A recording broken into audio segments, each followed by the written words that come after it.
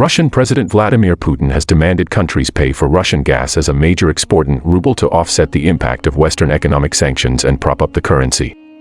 While the technicalities of Putin's order mean buyers can continue to make payments in the currency specified in their contracts.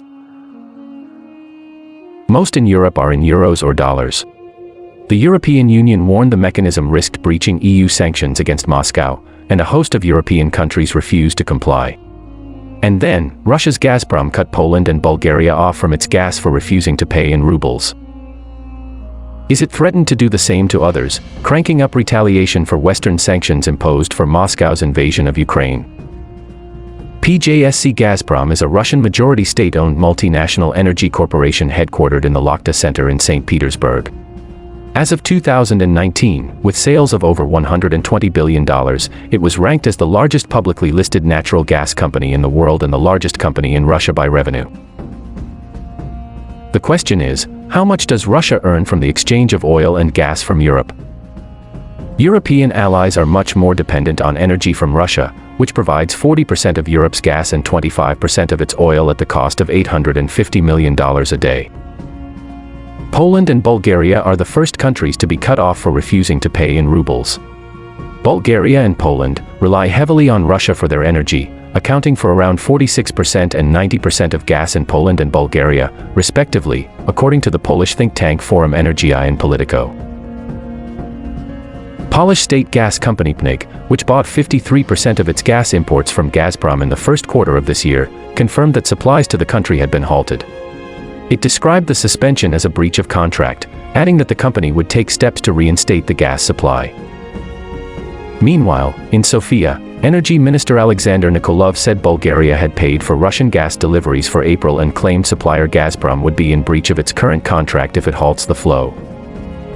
Because all trade and legal obligations are being observed, it is clear that Russian natural gas is being used more as a political and economic weapon in the current war.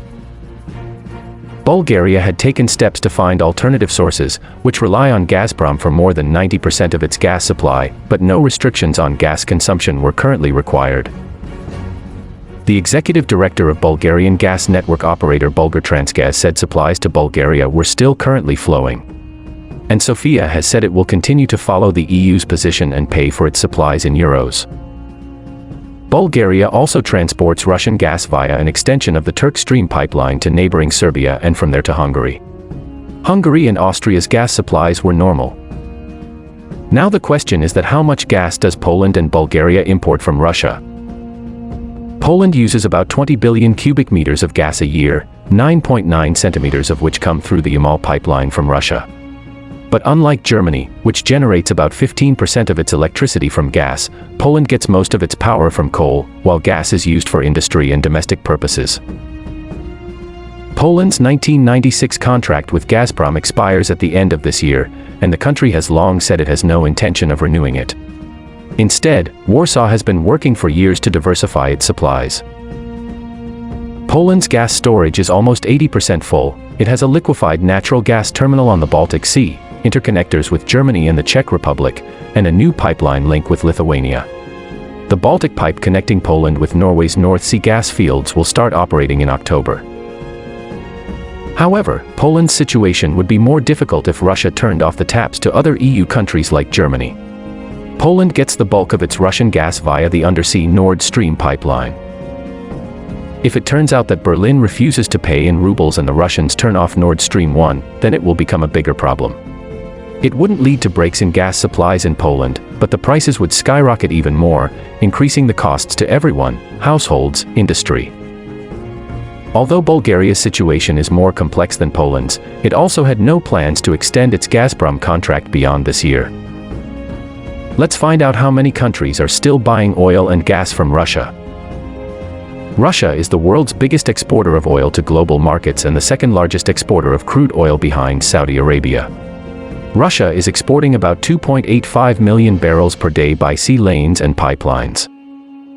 According to Eurostat's data, in Lithuania, a small country in the Baltics, the net oil imports from Russia represented nearly 80% of the nation's total energy use in 2020. Other countries that top the list include Greece, Slovakia, and Finland. Also, Germany, Turkey, Italy, Belarus, and France received most of that natural gas. China and Japan are among the top 10 destinations, accounting for approximately 10%, or 882 billion cubic feet, of Russia's natural gas exports. Is Russia going to turn the tide of the war with oil and gas? According to Eurostat, Russia is Europe's biggest oil supplier, providing just over a quarter of EU oil imports in 2020. Germany is the top buyer of Russian oil in the EU at 555,000 barrels per day, or 34% of its total oil imports in 2021. The European Union has long been its best customer for oil and gas. In October 2021, 49% of Russia's crude oil and condensate exports went to European OECD nations. In 2021, the European Union imported 155 billion cubic meters of natural gas from Russia. Europe can't easily replace Russian gas, but to do so will require major changes. Lithuania and Poland are two countries that import relatively little Russian gas and have LNG import terminal capacity to spare. Russia has earned $66.5 billion from fossil fuel exports since its troops invaded Ukraine. Germany is the biggest buyer of Russia's fossil fuels. The researchers figured Germany paid Russia about €9.1 billion or $9.65 billion for fossil fuel deliveries in the first 2 months of the war. Russia has continued to benefit from its stranglehold over Europe's energy supply. Vladimir Putin is using oil and gas as an economic weapon. Sanctions would also hit the EU, as Russia is Europe's biggest oil supplier, providing 26% of the bloc's oil imports in 2020. Germany, Poland, and the Netherlands are Europe's biggest buyers of Russian oil. The petroleum industry in Russia is one of the largest in the world. Russia has the largest reserves and is the largest exporter of natural gas. It has the second largest coal reserves, the sixth largest oil reserves, and is one of the largest oil producers. It is the fourth largest energy user. Russia has proven reserves equivalent to 60.4 times its annual consumption. This means that, without net exports, there would be about 60 years of oil left. Is Russia trying to turn the world economy around? This is the thing to watch now. Will Europe face economic losses due to sanctions on Europe? So, will Russia be planning such things, which could control all over the Europe? Let us know in the comments below.